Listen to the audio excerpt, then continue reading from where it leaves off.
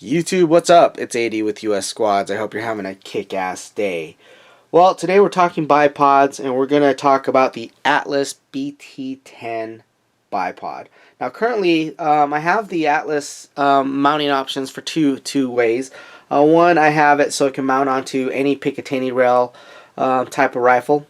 So this will actually mount onto my 338 Lapua Magnum, my CZ455, which is chambered in 22 long rifle, and I have a little spidget thing that attaches to this Accuracy International stock for my 308. Now I have the Harris bipod, which I like. It's trusted. It's good old faithful. Works just fine. um, I've had this for years, and it's been a great tool. But right now with the quick detach, I favor the Atlas. It does the same functionality in my mind. I kind of like the adjustability of the Atlas better, and that's another video, so we'll talk about that in a sec. But what I want to do is this is the Atlas BT-10 with the ADM mount currently mounted on here, and approximately retail on this is about $280. So versus $110 Harris S 6 to 9 inches. This is quite a jump in price, but is it worth it? Yeah, I think so. I truly enjoy how flexible this is, but one of the features I love most about it is the quick detach, because sometimes you don't want the bipod on there. You want to yank it off in the matches. If you have to shoot sitting prone or standing up, it's nice to remove some of the weight off the front end of the rifle, even though it's 11-12 ounces. But I do like this setup a lot. I've used it for almost a year. So, but I wanted to compare and contrast the Chinese knockoff, and this is it here. This is basically the airsoft version, and it's kind of unfortunate for the developers of the Atlas that these Chinese knockoffs came in. A lot of people were interested in these, and so I bought one just to beta test and to try it out to see what I think. So what I'm going to do is I'm going to just compare and contrast and show you guys what's what. I'm going to kind of move these rifles around real quick. And all firearms on my video have been safety checked, so I'm not going to clear every gun.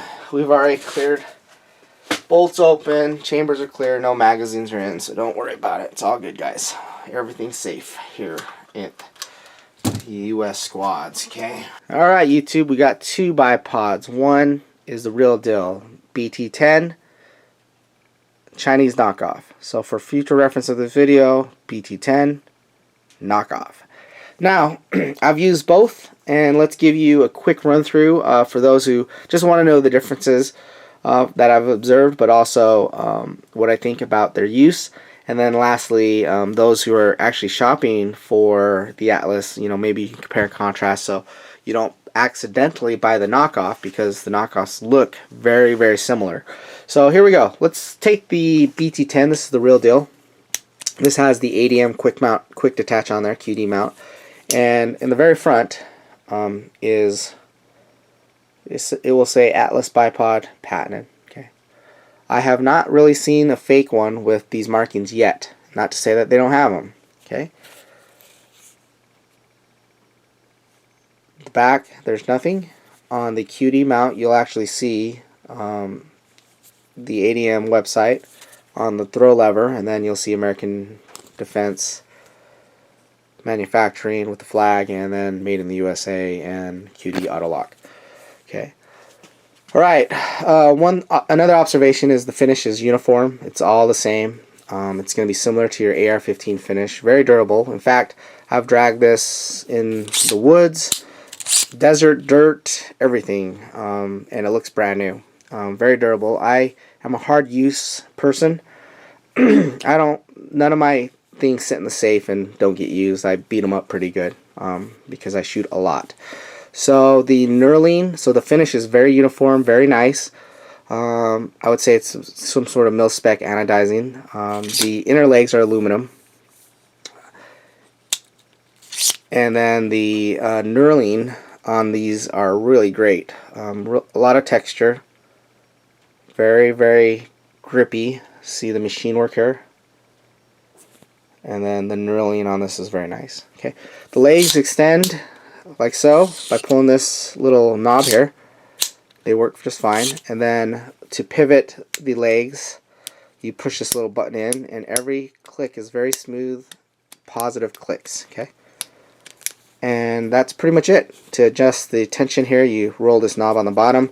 We'll let you we'll loosen up this cant and pan, and then to tighten it up, you just roll it, and it can get tight, but it works just fine. Okay, so I'm going to go to the knockoff now. The knockoff, here's the front. There are no markings. There is this little arrow thing, but it doesn't say anything on the front nor the back. The color is not uniform. The color on the main block is almost a purplish black. The finish is painted. It's not anodized. The knurling is less defined, as when I touch it, it does not feel as good. Does not feel as grippy. I'd say a lot less. Now the legs, they actuate. Extension is just, I can't tell the difference. They're identical. Pull that, extends. There's O-rings here. It locks fine. No problems there. The quick detach mount is this I don't know who makes this. It's basically you unscrew this, push this open, put it on your Picatinny rail, tighten down. It actually works just fine. It's definitely not as fast as the QD mount, but it works. It has no problems with stability. Okay. Now the problem I did have with this is two problems. Is this metal piece here, the little notches, is compared to the Atlas. The Atlas is really thick metal. It's machined. You can tell it's machined. Where this is stamped, this is much thinner. The legs are not as smooth as far as I put some grease on there to help with that. When I first got this, I couldn't even move these legs front and back. But as I break this in, it's getting better. But it's definitely not as smooth as I index these legs up and forward and back. Okay. All right. Now a problem I do have with this is when mounted on a heavy rifle, this knob here, the pan and cant, I had problems getting this to lock down. I don't know why. The mechanism is just not as firm. So I was messing with this knob a lot, trying to tighten this down. But my heavy rifle, weighing 15 plus pounds, actually 16 and a half with ammo, it had problems stabilizing this with the cant. On the lighter 22 rifle, no problems, but with the heavy rifle, I did have problems with the pan and cant with the knockoff. Okay, so that's it. Not much to it, guys. So the finish is much more durable. The knurling is much more defined on the BT-10, the real one. The legs actuate a lot smoother, a lot more crisp, clean. And then of course the quick detach mount is legit. This thing's awesome. It's an awesome feature to be able to quickly remove this on and off your Picatinny rails when you need to. Okay, but now functionality. So does this function? You know what, guys, this does. It works. It's a nice bipod. It keeps your rifle steady. You can take some decent shots with that. It does what a bipod's supposed to do, right? Stabilize your rifle so you can take a good shot. Give you support when you're in unique positions to take a good shot. So this is 70 bucks, guys. 60, 70 bucks. This is 300. So what now? Which ones do you guys buy? Hey, I'll tell you what. This one goes on all. This one I prefer, and I don't mind the money that I spent on it. I whined a little bit because it, versus a Harris bipod, it's 2.5 times more money. I whined a little bit, but after using this in the state sniper match and using this on my big rifles and being in the dirt, desert, woods, hiking.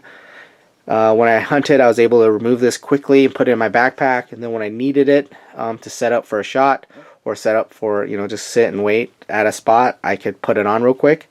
Really great to have this feature.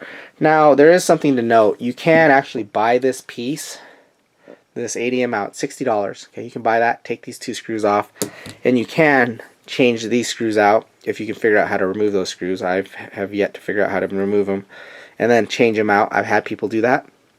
But ironically, that mount is the ADM mount, $60. It costs more than the actual full bipod. So it's up to you guys. I can't say other than the can and pan feature. I did have problems with the heavier rifle. Otherwise, this works just fine. It really does. So it's up to you guys.